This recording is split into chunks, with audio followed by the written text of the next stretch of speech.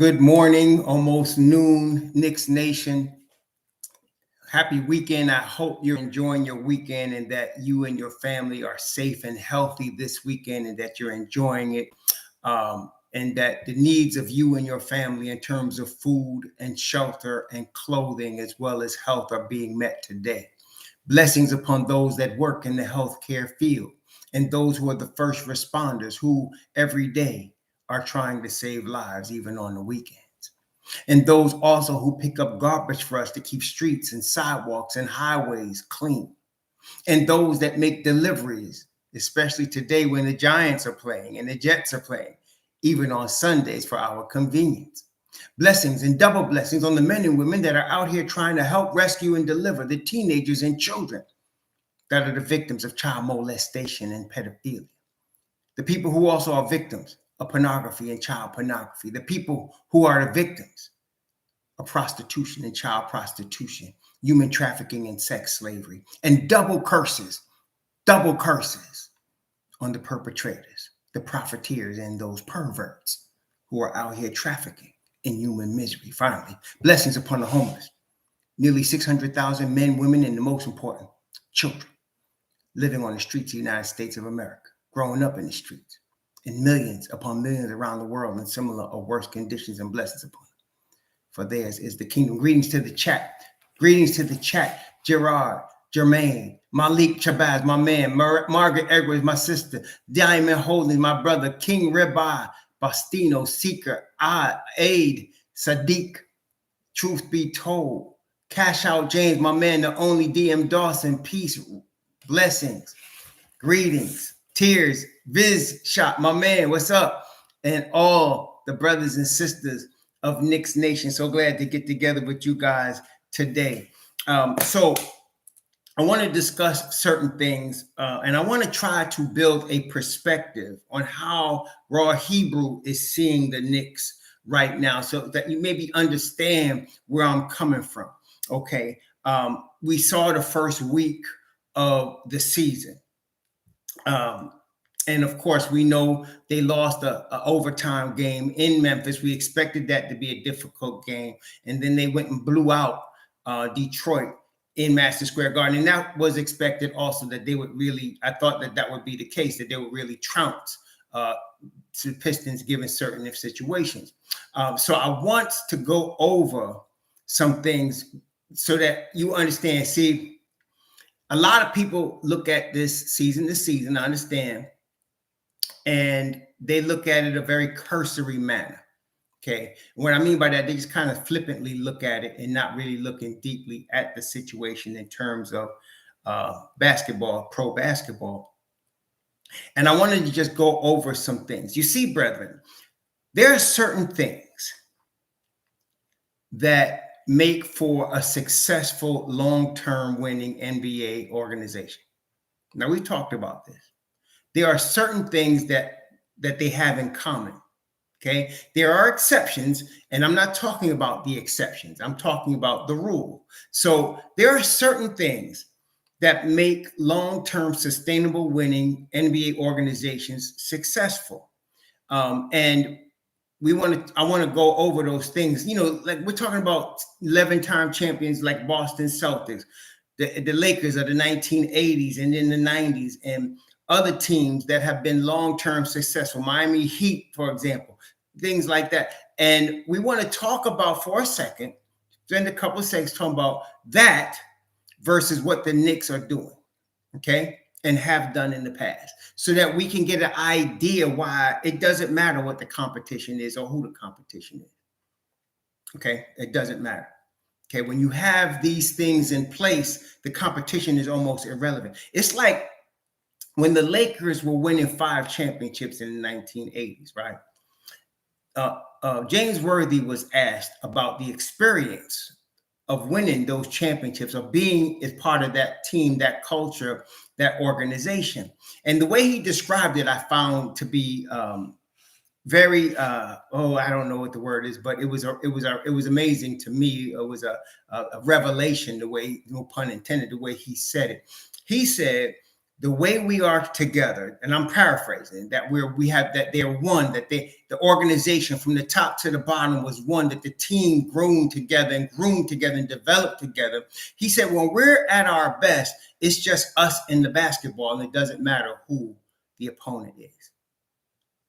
It's just us in the basketball. See? And I found that to be strident, to say the least, because that is the epitome when a team in the NBA is doing it the right way, and they have developed the right way, and they're playing on that type of high level.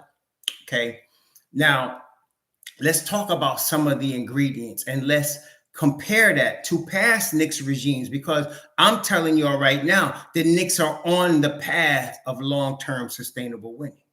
Okay, and so let's talk about that. First, of course, it starts with the management. Many people make the mistake of starting with the players. It does not start with the players. It starts with the management.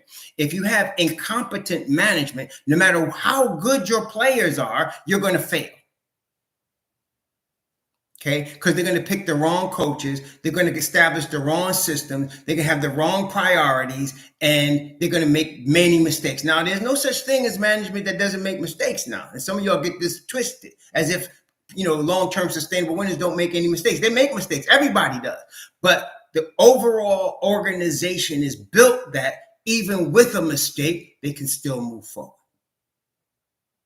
Now, in the past, the Knicks did not have stable management. They didn't have competent management. They did not have management that was of unity of what was the long-term goal. And because of that, they would make mistakes. And again, I bring up starting back after the championship years of Walt Clyde Frazier, Willis Reed, Jerry Lucas, Dave DeBusschere, Dean Meminger, Earl Monroe, when Mike Reardon, when they had these guys, after these guys got older and they were past their primes, the Knicks started a program of trying to quick fix and win quick. And they started a program of trying to get big names. They would get guys like Spencer Haywood, Bob McAdoo. Okay, they would get these dudes. They would get a past his prime Paul Westphal, and they would get these players, and they would bring hope to Knicks Nation because of these big names. They had no system in place. They had no strategy. They just brought these names in. If you recall from back then, that's what they did. And they kept doing it. They drafted a Bill Cartwright.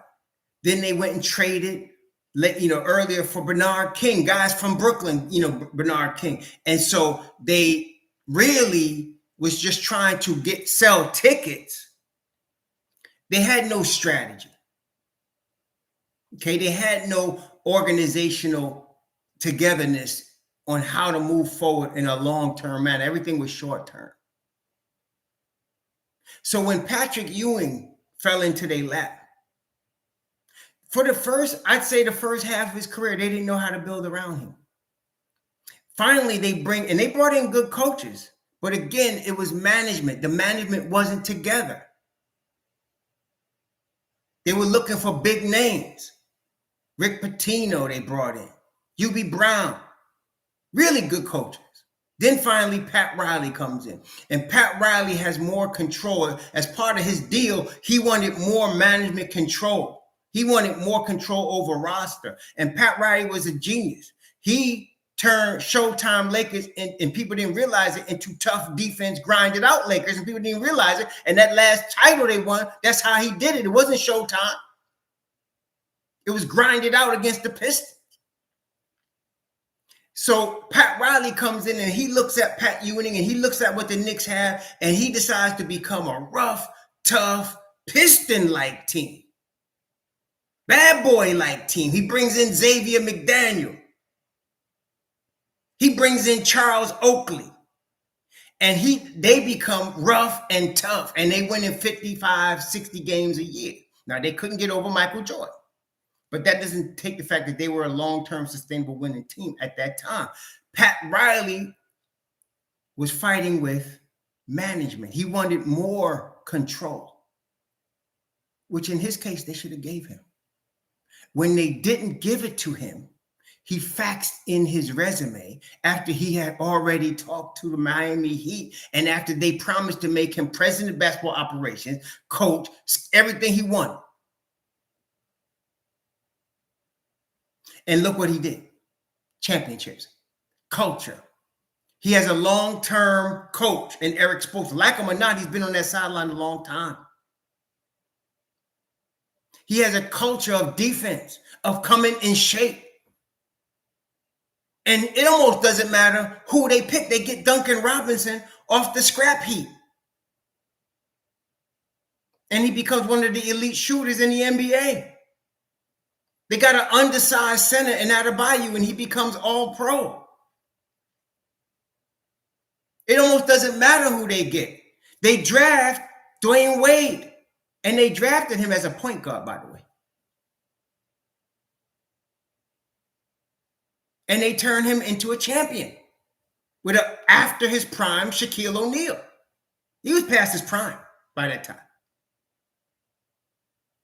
Okay, so that started what we have today is the Miami Heat, known every year. Look, when you look at the Miami Heat every year in your life since Pat Riley been there, when you look at them, okay, you automatically, you don't even think, are they going to be in the play-in or are they going to be in the lottery? You don't even think like that with Miami. What do you think? How far are they going to go in the playoffs? That's how you think. That means they have accomplished their long-term sustainable wins.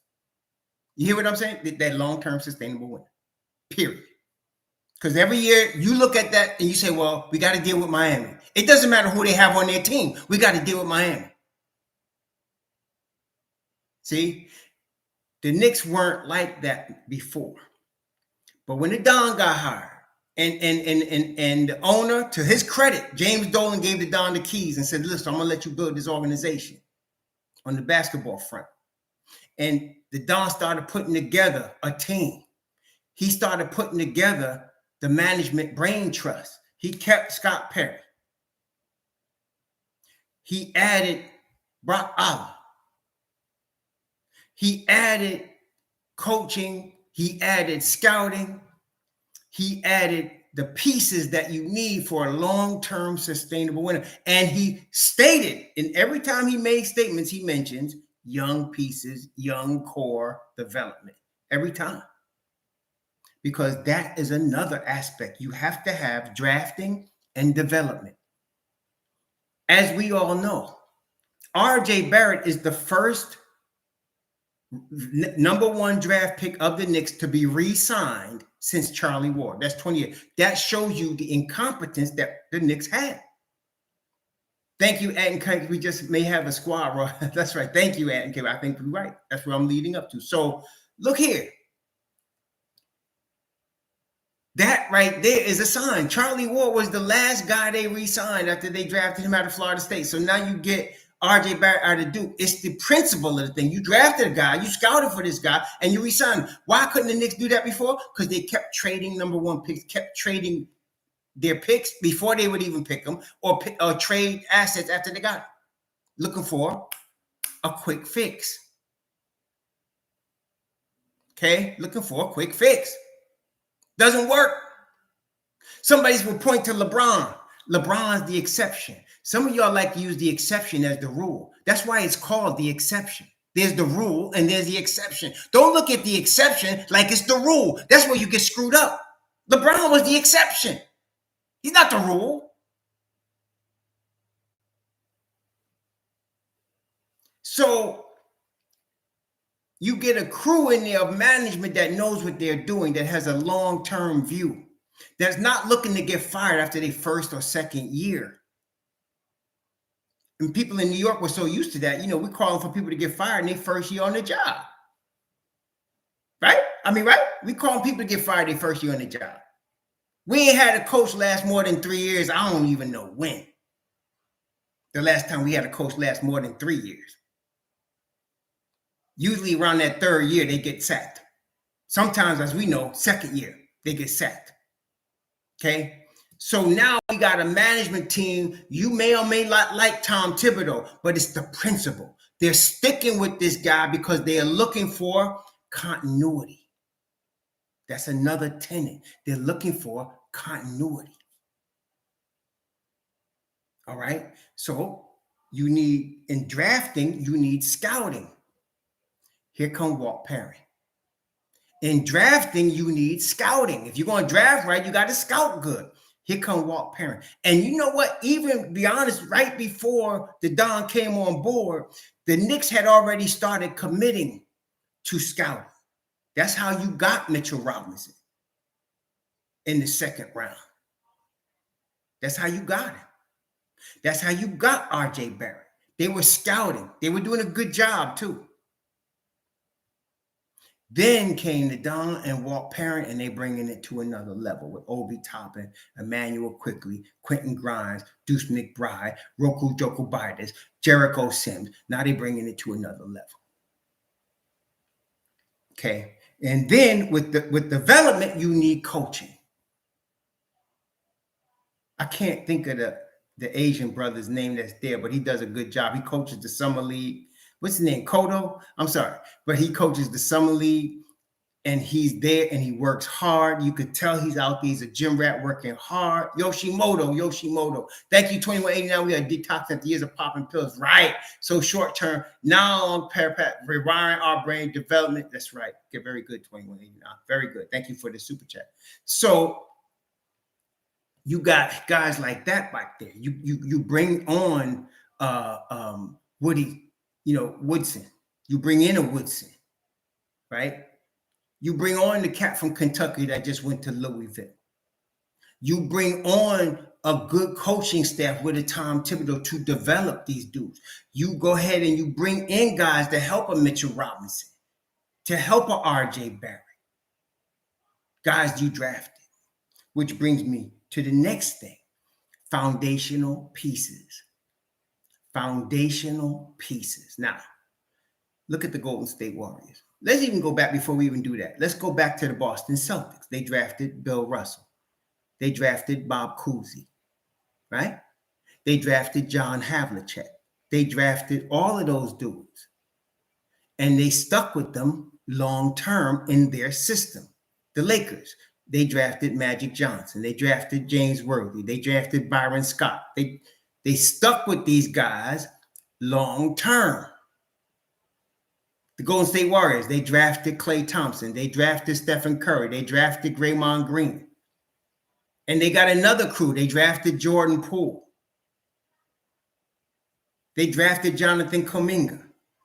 They drafted Moody. They develop long-term and keep their guys long-term. Now, everybody wants, when you think of a foundational piece, you're looking at, we talked about a Bill Russell or a Magic Johnson or a Stephen Curry. You're talking about generational type of players, right? You'd like to have your foundational piece be a generational type of dude, but not always you get that. But that doesn't mean they can't be foundational, because part of being foundational is being in the culture and in the system long-term. Not always you're going to get a generational Luka Doncic talent. That's why they're generational. You don't always get them. But you can always get talent and make it foundational. R.J. Barrett, Mitchell Robinson. That's talent. That's foundational. Okay? There you go. You start from there. And those two young men, they just got re-signed. That's how you do it. For long-term sustainable winning. Then you add to it an Obi Toppin. You add to it an Emmanuel Quickly. You add to it other foundational pieces that you draft, that you want to keep, that are long-term in your culture, in your system. Now, you also have a coach in a Tom Thibodeau. Now, you may like or not like Tom Thibodeau. I prefer to say every coach has good and bad parts. There's no coach that doesn't have good and bad parts. And in New York City, in New York, where in the city between New York City, the five boroughs, Long Island, Westchester, Connecticut, and then you talk about New Jersey also, you're talking about a good 20 million people. And you're not going to satisfy everybody. I don't care who you are. Anybody the Knicks would pick as the coach, you're going to have a faction of that 20 million that's not going to like that person. Period. End of story. And anytime they do something wrong, you're going to have a whole group of them yelling for their head all the time. Okay? So every coach has thorns, man. There's no such thing as a perfect coach. Just like if you're a parent, what, you the perfect parent? But you never made mistakes with your kids? And if you say yes, you should stop lying. What, you the perfect spouse? You never made mistakes with your spouse? Stop lying. There's no such thing as a perfect coach. They all make mistakes.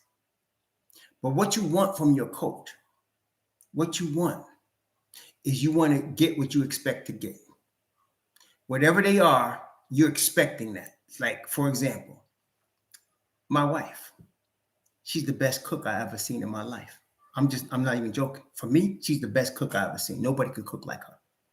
So when she goes to make something, I'm spoiled. I'm getting to the point where I'm expecting it to be good. I'm expecting it to be top notch because for 38 years, that's how it's been, right? So I know whatever else, I expect that. This is her reputation with me. You understand? So with Tom Thibodeau, what do we expect? Defense. Defense. The first three things, defense, and defense. That we expecting from Tom Thibodeau. What else you expecting from Tom Thibodeau? Discipline. What else? You better be in shape. Don't show up to camp trying to get in shape. You better show up in shape. You better use the summer to make sure you're in shape when you come to his camp. He don't even want to look at you or talk to you if that's not the case. So these are what you expect. Is he the greatest tactician in the world? No, he's not. Is he the greatest X's and O's dude? No, he's not. So don't expect him to be what he's not.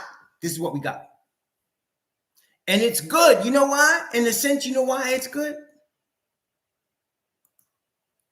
You know why it's good? Because during the last few years, except for Woodson, when you had Tyson Chandler, Defensive Player of the Year, with that exception, the Knicks have been horrible on defense. And coming out of the Pat Riley, Jeff Van Gundy era of tough defense, coming out of the Walt Clyde Frazier, Willis Reed championship era of top-notch defense, that's not acceptable in New York. That's not acceptable. So the first thing they did was bring us back to our own roots. Defense. Okay? Period. And that's what we got. That's what we had the first year, Tiz. Last year we lost it. And even then, I think I could say the Knicks were a top 15 defense last year. But you see, compared to what we're used to, the gourmet cooking we're used to getting, top 10, top 15 ain't good enough. We need top 5, like we were the year before. Number 1 in several categories. That's what we need. So last year we was disappointed. Okay? And we should have been, because we were expecting tougher defense, which we're going to get again this year. Okay?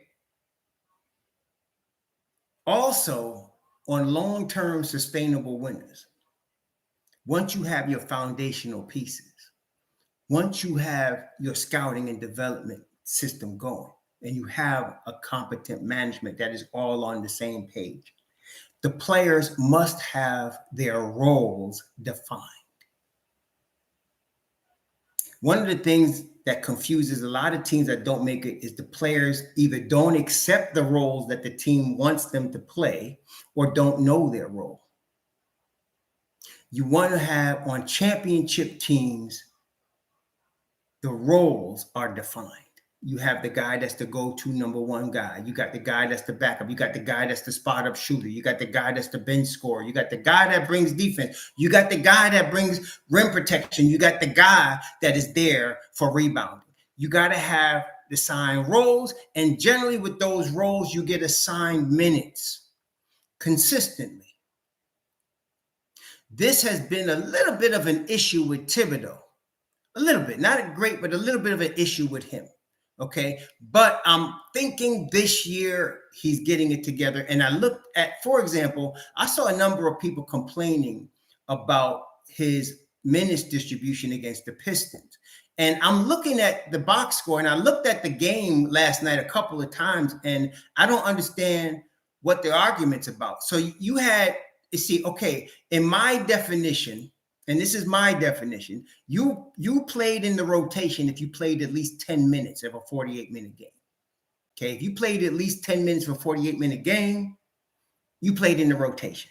Okay, is that fair, Knicks Nation? That's the way. See, so in other words, if you play 8 minutes or 3 minutes, you weren't in the rotation that day. But if you played at least 10 minutes, you're in the rotation that day. So against the Pistons, I'm looking, and you know what? Thibodeau played 10 guys. He played Randall, Robinson, Brunson, Fournier, Barrett, Toppin, Reddish, Hartenstein, Rose, and Quickly. All of those guys played more than 10 minutes. That's a 10-man rotation. That's a 10-man rotation with Tom Thibodeau.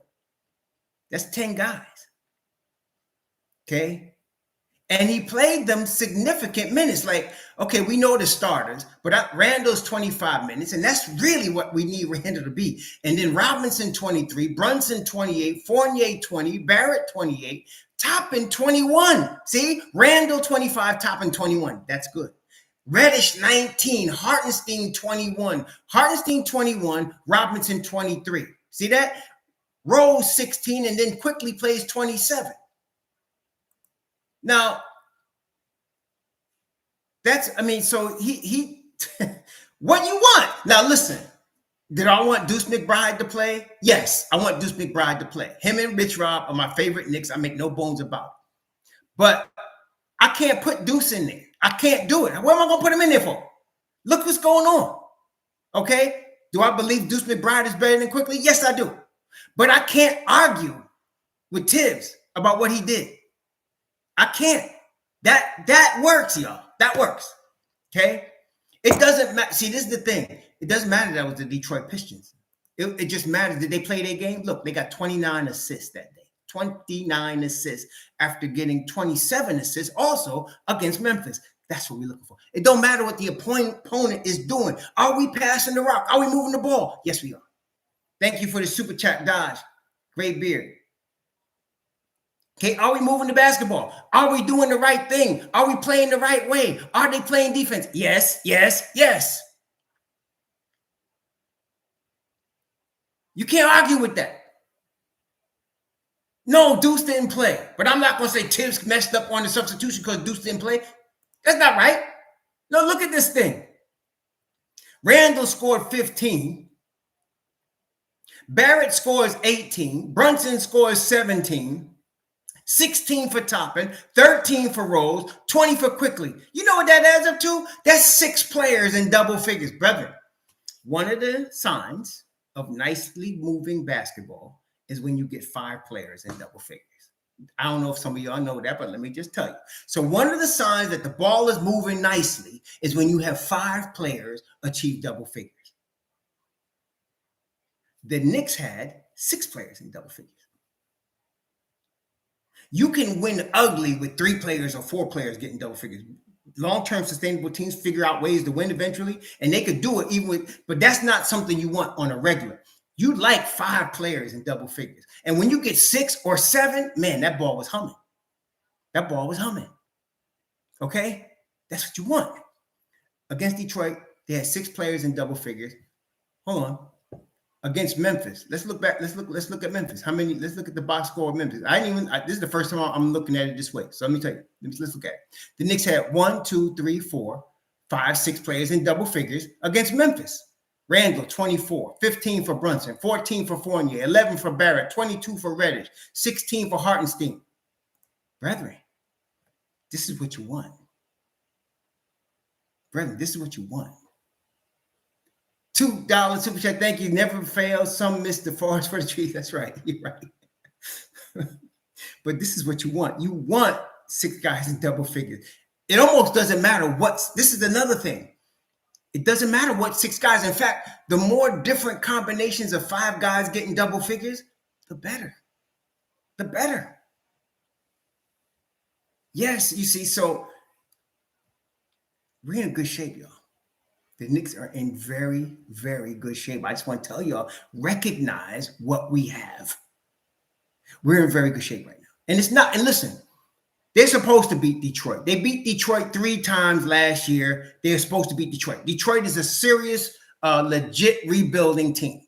Okay. Yes, Jaden Ivey's going to be the real deal. I believe that. Yes, Kay Cunningham's going to be the real deal, but they really like leopards without their spots right now. They like cubs.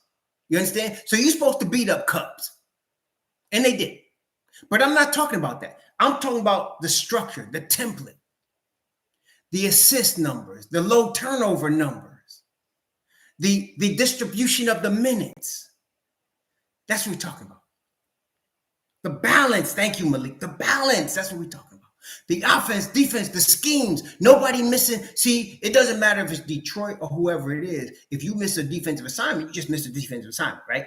But no, that wasn't happening. Everybody was on point. Disciplined. Now, the real, to me, early season Knicks test. Woody asked a question. Does D Rose have to be moved for Deuce to get minutes? Let me put it this way. That's a good question, Woody. Woody asked a really good question. Does D Rose need to be moved for Deuce to get minutes? I'm gonna say right now, no. And the reason I say that, and I'm gonna say it this way. Let's talk about it like this. And let me ask Woody, and that's a great question. Let's ask the rest of the Knicks Nation. Seriously, do you expect Derrick Rose to play 70 games this year? Come on, talk to me. Do you expect Derrick Rose to play 70 games this year? No, he's not going to. I think realistically, yes, Roel said. All right. In fact, I'm gonna put the poll like this: number of games D Rose will be available. All right, I'm gonna put it that way. All right, and this is how we're gonna ask it. It's gonna be 70 plus, 50 to 70, because he's averaged 39 games a year for the last 11 years. Less than 50. Did y'all hear what I just said? He's averaged 39 games a year for the last 11 years. Okay. All right, here's the poll. Number of games D Rose will be available: 70 plus, 50 to 70, less than 50. What do y'all think? I'm gonna let y'all vote. So because D Rose is not usually available for more than 40 games, Deuce is going to get minutes. Are you hearing what I'm saying? And Deuce knows it, and believe it, Tibbs knows it. Deuce knows it, and Tibbs knows it. So wait, we won't talk about Quick too. That's a good point again. Murphy Johnson, thank you for the $5. The Quickly issue is real. It is. No, it is. I ain't gonna argue. You ain't getting an argument from me. Not from that. No. You're not getting an argument from me. So far, with 35 votes, it's the 50 to 70. And that's optimistic. That's optimistic. But so let's say it's 55. Let's use a number. Let's say 55 games D Rose is going to be available. Which means what? That means 27 games he's not going to be available. Who's going to play? Deuce is going to play. Okay? 27 games Deuce is going to play, at least. Okay? At least.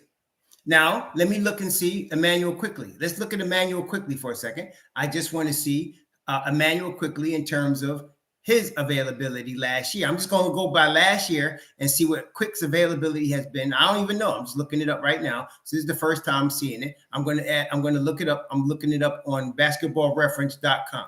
How many games was Quickly involved in last year? Let's see.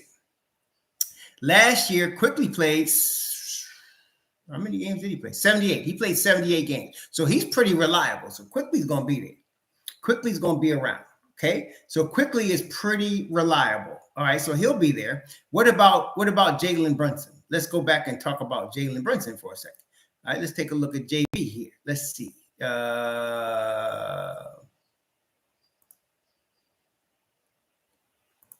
Jalen Brunson. Let's take a look at him. So last year, Brunson was 79 games. So Brunson's going to stick around and Quickly's going to be around. So the odd man is D Rose.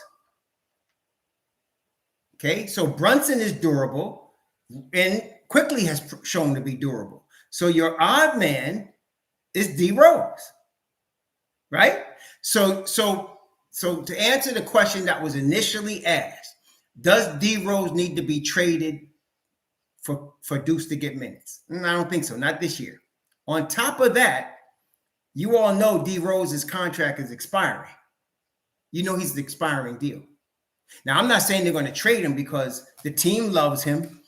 Tibbs loves him. He's a mentor to Deuce and everybody. So they're not going to, I don't think they're going to trade D Rose. If they didn't do it over the summer, I don't think they're going to do it. So with that in mind, D Rose is an expiring deal. Now, let's go a little further. D Rose is expiring. He's 34. He'll be 35 next year. The question really should be asked, will Deuce supplant him next year in minutes? Not this year, next year. And I'm going to tell you that depends on how Deuce performs with the 27 games he's probably going to get to play this year. How does he perform with those 27 games is going to determine what he gets next year. Does that make sense, y'all? Okay. Jersey So what are we going to do? I need to work. I need to see the work. I don't know. He must be blinded, Jersey So, because I've been seeing the work that he put in this summer. I don't know what you're seeing, my friend. He's already showing it. What you expecting to be Will Chamberlain? If you're expecting that, you're never going to see that. He's not Will Chamberlain or Abdul-Jabbar. He's Mitch Rob. Okay. Don't expect what that's let's be real here. Okay. But he could be all NBA defense this year. So I'm not sure what you was expecting. But anyway. So with regard to Deuce's playing time, D Rose is in an expiring contract. I don't think they're going to move him. They'll probably keep him. And then next year, he's not going to listen. He's not getting paid $14 million a year next year. Okay. He's not going to get that. So Deuce, it might be Deuce time then, but he's going to get the opportunity that is Deuce to show what he can do with more minutes this year. It's just not happening right now, but this 82 game season's a long season, though. So, let's cool our jets. He'll get his chance. Okay, he'll get his chance, and we'll see what happens. With regard to Quickly had a great game against the Pistons. Why did he have a great game against the Pistons? He wasn't focusing on being a point guard. He came off the bench shooting. Let's take a look at it. Quickly shot 14 shots against the Pistons. He shot 14 shots. He was 8 of 14. He was 3 of 8 from the three-point line. And that opens up the rest of his game. 7 rebounds, 7 assists, plus 27. Great game from Quickly because that was his role. He was a scorer off the bench. And he was dropping his shots, as he's going to do. He's a great shooter, man. So he's going to do that. He's a great shooter from the foul line. He's a 3-level scorer because he's 90% from the line. He can shoot 40% from 3, and he can shoot 50% from the field. He's that type of guy as far as offensive output. He really is. He's just not a point guard. He's not a point guard. He's not going to consistently see the floor. Okay? He's just not going to do it. That's not him. And I'm not downing him for that. It's just what it is. Okay. And this is the thing. Let us accept players for what they are instead of what they're not. That's what he is. And so, but the problem that I foresee happening, yes, he had 7 boards, 7 assists. He had a great game. But with the problem that I foresee happening is I don't listen, man. If you've ever played basketball on a team basketball level, official team level, don't tell me you don't want to start. Right? Well, if you play team ball, you want to be one of the 5 starters on the floor. You want to be. Now, you'll accept your role as a 6th man if you're winning. But really, every player wants to start. Am I right or not? Every player wants to start. And especially a guy that puts together games like Emmanuel quickly put together. Sometimes I call him Emmanuel, I want to shoot too quickly. Emmanuel, I shoot too quickly.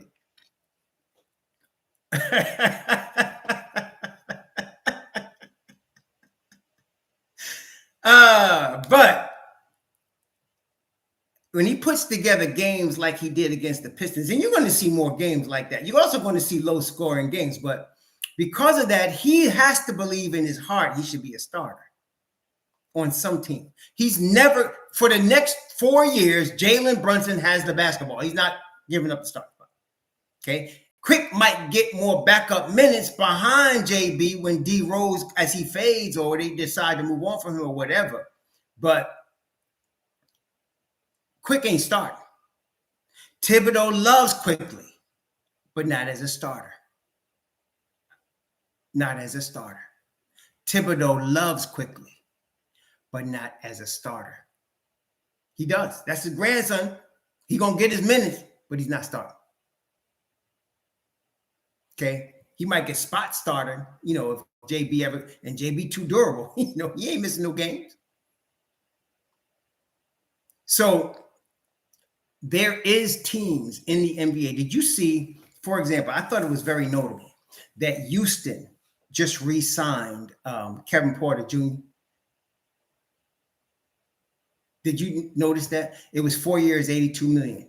But did you notice the contract? Did y'all hear about that one? That Houston just re-signed Kevin Porter Jr. Did you hear about the contract though? Yeah. The contract is only guaranteed for the first year. Yeah, they re-signed him 4 years, $84 million, but it was only guaranteed. The first year is the only year that's guaranteed. The first year, that's it. So out of the 4 year, he got a 4 year extension, off his rookie deal for $80-something million. But only the first year is guaranteed. Now, why do I mention that? Why is that important? Because he has developed a bad reputation already. He has developed a bad reputation in the locker room. He's developed a bad reputation as far as his behavior. And that's why they're not taking no chances with him. They did not guarantee all 4 of his. Now, who is Kevin Porter Jr.? He's the starting point guard for the Houston Rockets. Now, let me ask you. Would they need to have done that with Emmanuel Quickly? If Emmanuel Quickly was in that position, would they have need to say, we're only going to guarantee your first year because of your attitude, because of your behavior? No, they would have guaranteed all 4 years. Oh, they would have. Okay. So now you're Emmanuel Quickly. It's time for you to talk about your extension. And you're going to say, if I'm your representative, they listen, Mr. Don, Miami just played Tyler Hero $100 million, of which, what you think the Don's response is going to be?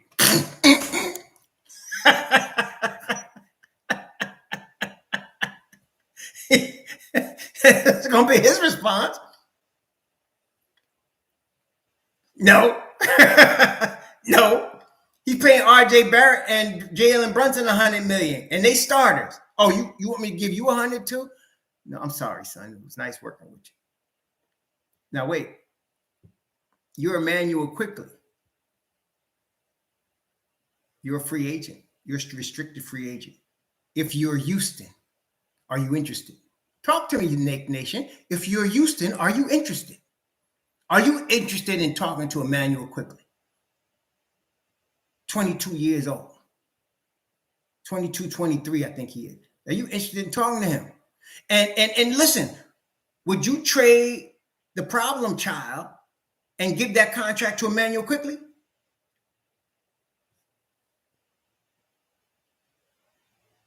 So now you're Emmanuel Quickly, a starting point guard on the Houston Rockets with guys like Jabari Smith, Tari Eason.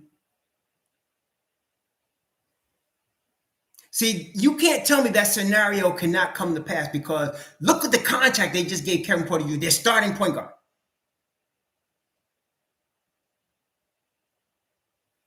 Okay, so don't tell me that's not a possibility. That's a strong possibility. That's a strong possibility. Okay, that's a strong possibility.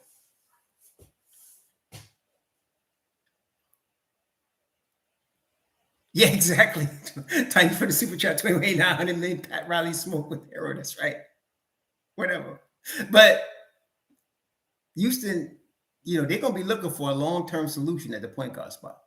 And I'm telling you, the next time, let me just put it this way: the odds of Emmanuel Quickley being looked at by Houston increases if Kevin Porter Jr. gets in any kind of trouble this year. They catch him with a loaded gun somewhere, or he smoked a little weed and they caught him with it, or he got in an argument with his girlfriend and the police had to be called. Anything is going to increase the chances that they're going to talk to Emmanuel Quickley next year. Then the Knicks are not going to trade him now. And why wouldn't they do it right now? Listen, y'all. Listen carefully. You ready? Winning feels good. You know what they say, sex is good like Hollywood back in the day? Winning is good like that too. When you winning, that feels good. And the Knicks are on an upward trajectory. I'm telling you, 45 wins is the minimum this year. Okay, I don't care if they lost to Memphis or what happens tomorrow against Orlando. 45 wins is the minimum this year. We're going to talk about Orlando in a second. Okay, so if Quick is helping us win, he ain't going nowhere. The Knicks would not trade him to try to move him. Why? Because he's an asset that's helping us win. You understand? He's helping us win. Okay, so they ain't trading him. But if you're Quick, what you want? A $60 million coming off the bench deal? Or an $80 to $100 million starting point guard deal? What you want? Okay? So right now, though, they're not trading Quickly. Heck no, they're not trading him. That's their bro. That's their dude, man. He's doing just what they want him to do. And that's it. Okay? Period. That's it. He's going to stay right there. Okay? So that's up to Quick. I am saying I believe Emmanuel Quickley wants to start for an NBA team. He's not going. Let me make this plain. He's not going to start for the New York Knicks in the next 4 years. Therefore, if somebody offers him money, a bag, and starters minutes, he's going to take it. That's what I'm telling you. Okay? That's what I'm telling you. All right? That's what I'm telling you. So that's the future, though. That's not this year. This year, you're going to see what you've seen this week from Quick. You're going to have some games where he's chucking up bricks. Emmanuel, I shoot too quickly and chucking up bricks. And then you have games where it's all coming together and him and Obi just dominate Mobb deep and they the burst. And let me tell you something. I think y'all could bear witness. Did I not tell y'all we dealing with the top 5 bench in the NBA before the season started? I told you that. Didn't I tell you that? I said Mobb deep is the top 5 deep bench. And I was being conservative. I said the top 5 bench in NBA, Mobb deep. I told y'all that. And I wasn't worried about the fact that they was a little discombobulated in the preseason like they weren't their normal self. It was going to come together. It still is. Okay? It still is. And they are. They are. They might be the best bench in the NBA. Now, when you add that fact, let's call them top 5. You add that fact to the improvement with Jalen Brunson in the starting point guard unit, in the first unit, you're talking about 45 wins minimum. See, we all agree the Knicks won 37 games last year. Can we agree that based on mismanagement of the point guard situation, mismanagement of the starters' minutes, they could have won 6, 7, 8 more games? Can we agree on that? They could have won 6, 7, 8 more games just with better management of the point guard situation, just with better management of the starters' minutes. Instead of playing everybody 40 minutes and blowout losses, instead of doing that, they could have won like 8 more games. So now you're talking about last year, you're talking about 43, 45, right? Just from last year with the same squad. But now this year, you got a better point guard. So you're not even dealing with Alec Burks, or you're not dealing with any ancient dude or anybody else at the point guard spot. You got Jalen Brunson at the point guard spot. Okay, so you're not dealing with Moutier or whoever. You're not dealing with these cats at the point guard spot.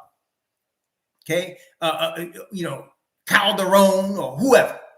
You dealing with Jalen Brunson. That's your dude. He's stable. He's smart. The guy plays the game. I call him the brain. Like the Borg in the Star Trek. He like the brain, man. He plays the game on a cerebral level, man. Very high level.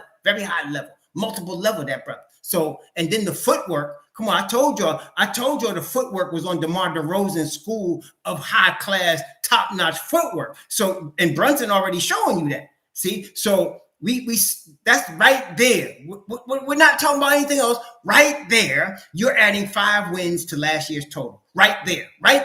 That goes from 37 to 42. If everything else is the same, you're going 37 wins to 42 just with Jalen Brunson. But wait a minute, we're not done yet. You add Hartenstein backing up an in-shape Mitch Robb, going to a higher level Emmanuel Quickly with Obi Top and Mobb deep, and then you add Cam Reddish to it. Wait, that's another 5 wins.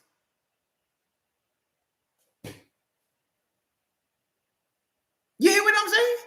45 minimum. Don't mess around, because they might be top 6. Don't mess around. Hey, listen, y'all. Did y'all see Philly last night? Philly lost in Philly to San Antonio last night. A rebuilding San Antonio team. Did y'all see that? I happened to watch that game last night because I like to scout some of these guys that the Knicks have got to play. And Philly lost in Philly last night. Fully staffed Philly. They lost to San Antonio.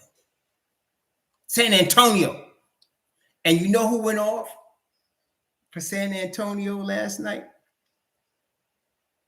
Who did y'all see that game? You seen that game, Cash Out? Who went off for San Antonio? Talk to us, man. Who was that dude that went off for San Antonio last night? Who was that dude that was rocking last night? Who is that boy? His name was Devin Vassell. Y'all remember Devin Vassell? Shohan played good, but no, it was Devin Vassell doing work. Shohan played that Dennis Rodman defense last night. I ain't gonna front. He did. And wait, did your boy say both of those? Did we want both of those guys? Was we talking about those guys last night? Didn't I say if we could trade down and get Shohan and Tari Eason, I'd be happy? I think I said that.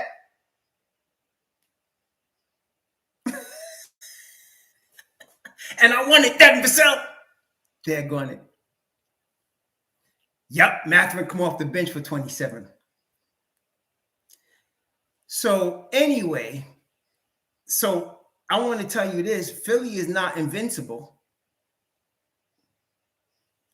The Nets are good, but they're not invincible. To me, right now, from the teams I have looked at, the best teams in the East are Milwaukee and Boston. Boston seemed to be picking it up just where they left off in the finals last year. They just came going right there. They're going Tatum and Brown, and they don't even have Robert Williams III back yet. They don't even miss their coach. They said, Ime who? I mean, that young dude they got coaching them is doing a job, man. So to me, Boston and right now, Boston and Milwaukee look tough, man. They look tough.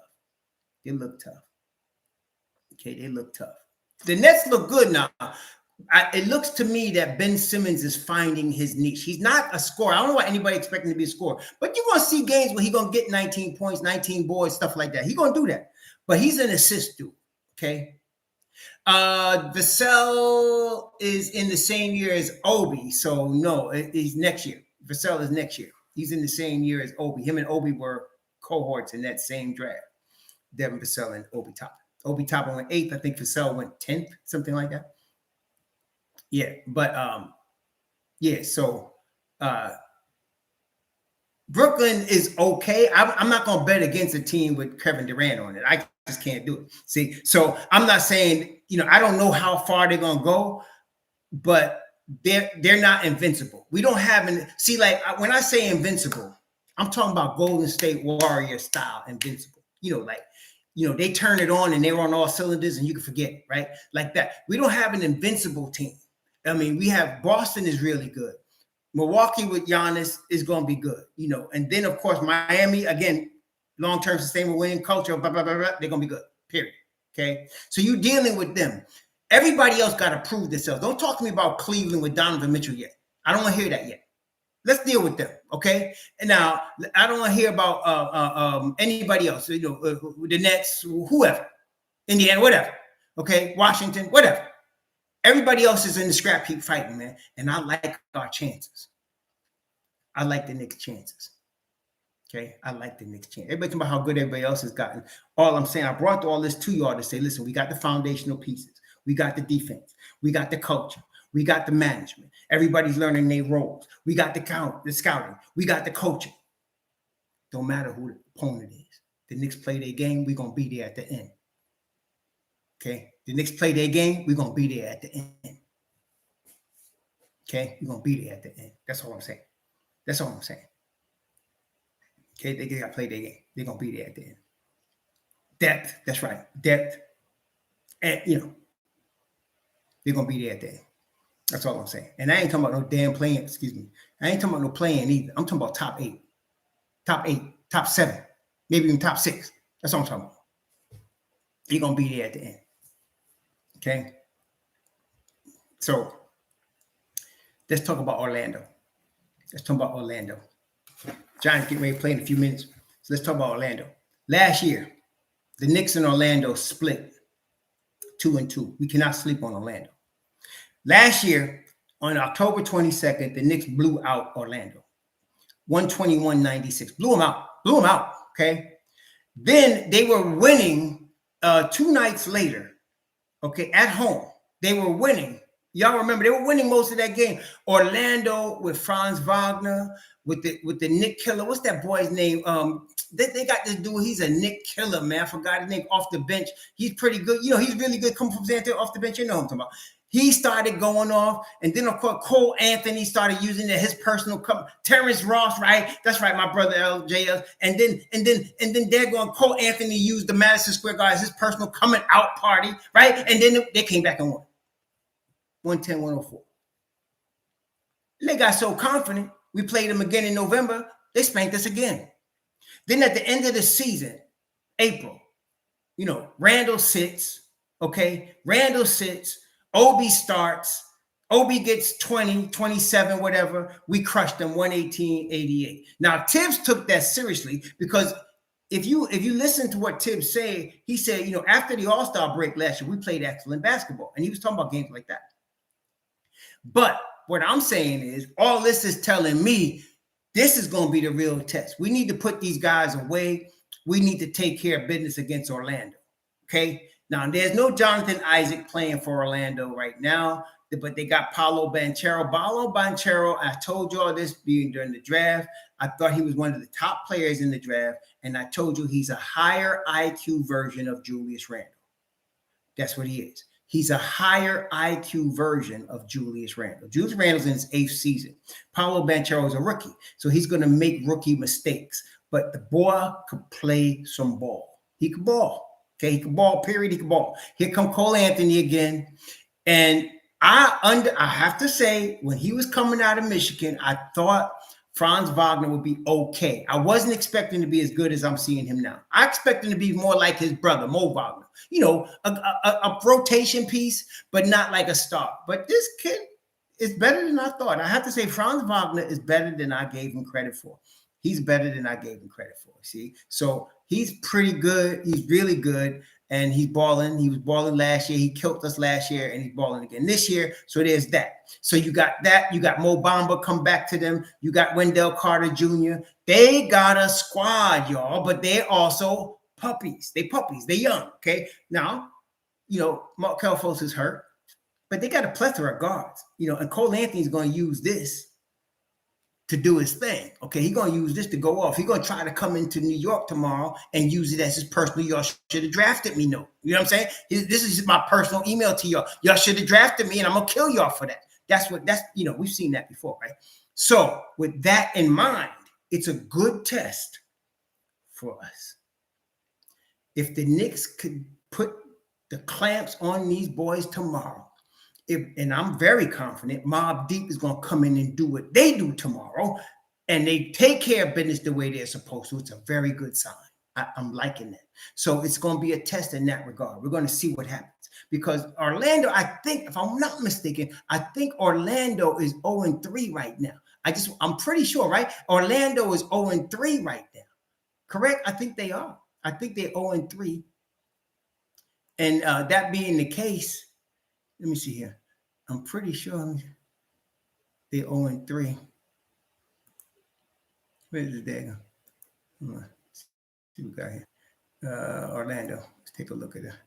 Yep, they're 0-3. So they're desperate for a win. Orlando is 0-3. They're 0-3. So brethren, the Knicks cannot sleep on this team.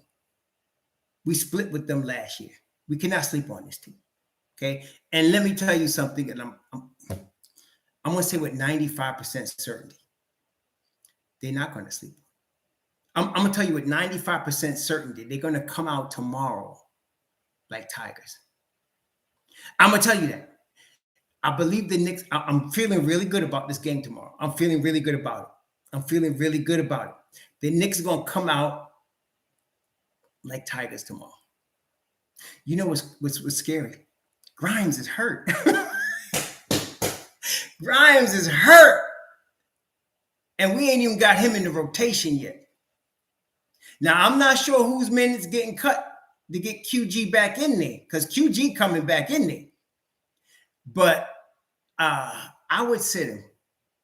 I would sit him one more game. I would sit him one more game. I bring Grimes back, assuming he's ready, against Charlotte. Charlotte is Wednesday night. I'd bring Grimes back Wednesday against Charlotte.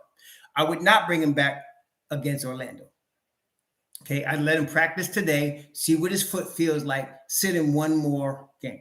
Because the Knicks they're not really desperate for Grimes right now. Suggs playing, that's a good question. Let's take a look. Is Suggs playing? That's a good question. Let's take a look. That's a good question. Is Suggs playing? That's a good question. Let's take a look at their injury report. Let's see. Markelle Fultz is out. Suggs is out. MRI Saturday, confirmed right ankle sprain. Return to action will be determined progress through rehab and treatment. So Suggs is out. Mo Wagner is out. We know Jonathan Isaac is out and Gary Harris is out. So to answer the question, Jalen Suggs will not play against the Knicks tomorrow. He's not playing.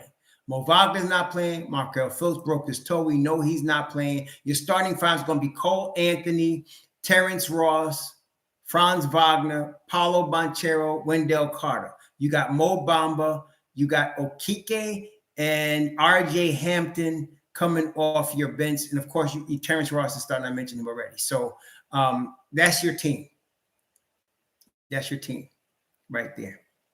Yeah, Suggs has been injury prone. I've been very disappointed in him. I really expected a lot more from him because he played football in high school. I feel he was going to be tough, like Deuce tough, because he played football. He also had football scholarship offers, and he chose basketball. So I thought he'd be tough, but homie's been getting hurt, his first couple of seasons here. So, yeah. So I don't know. We have to see what happens. But that don't mean nothing. You show up to play the game, better not sleep on these guys. Don't sleep on them. Okay, don't sleep on them. We need to take care of this business. Yeah, but generally speaking, Joe Curry, if you can play football at a high level and not be hurt, you're generally pretty tough, right? That's what I think about. If you can play football at a high level, a contact sport, and not get hurt, as Suggs did, I expected you to be able to play basketball and not get hurt. Okay, that's all I'm saying. And, because Deuce played football, and Deuce is tough as nails, right? So I expected Suggs to be along that line, but he hasn't been so far. So I don't know. But we're going to see. We can't sleep on these guys. Well, Benjamin asked a question. Who covers Banchero tomorrow? Who covers him? You mean who's guarding him? Well, I expect it's going to be probably Julius Randle guarding him. I expect Randle to guard him. He's a 4. So I expect Randle to guard him. They could put Mitch Robb on him, but I expect Randle to be guarding him. Yeah, it should be Randle.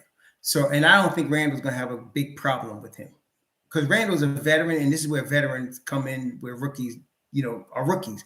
Paolo Banchero is going to eventually be better as a basketball player in the NBA than Julius Randle. He's just not right now. Okay, that's different. He's not better than Randle is today. He's going to be better, probably season 2, season 3. He's going to be better, but he's not right now. Right now, he's a pup. He's a youngin'. You got to learn. Okay, you got to learn. He's a youngin'. So he's not going to be better. He's going to have his moments in the Garden of Mardo. You're going to ooh and ah some people because Paolo Banchero is a talent. There's no doubt he's a talent. But I think we'll be okay. I'm not worried about him. I'm not worried about him. Okay. Yeah, so anyway, I know the Giants getting ready to play. I wanted to come on before the Giants game. I know some of y'all were supporting the Big Blue. Who are the Big Blue playing today? Who are the Giants playing today? They playing, who are they playing today? Let's see. The Giants are playing Jacksonville today. Oh, they're down here in Florida. Okay, they playing Jacksonville today. So, yeah, they playing Jacksonville. And the Jets are playing Denver. Ooh, Jets playing Denver. Okay, so there you go. Let's go Big Blue, baby. Let's go Big Blue. So I just wanted to touch base. Tomorrow night's the game. Of course, we're going to be watching the game. Salute to all of y'all in the chat. Thank you all for your support. Fantastico. Thank you all. Please enjoy the rest of your weekend. Please be safe out here. It's a dangerous world we live in, brethren. Be safe out here. Be safe. Be safe. Be healthy. Okay. Be safe. Be healthy. Enjoy yourself. I'm getting ready to take my wife out to dinner. Sorry, Andrew Abraham. Yeah, we started at 12. I wanted to peace, Jay Ellis, my man. Ruggs. I wanted to get started. I didn't want to interfere with the Giants game. I'm not going to be watching the game, but I know some of y'all are going to be watching it. So I'm going to be having dinner with my wife, lunch or brunch or whatever. And so we're going to go out and do our thing today. But we'll be back next Sunday by the grace of the Most High. We'll be back next Sunday. We'll be back next Sunday. So watch it, y'all. I try to time it around my schedule and the Giants schedule because I don't want to interfere with the Giants game. I'm not trying to compete with the Giants.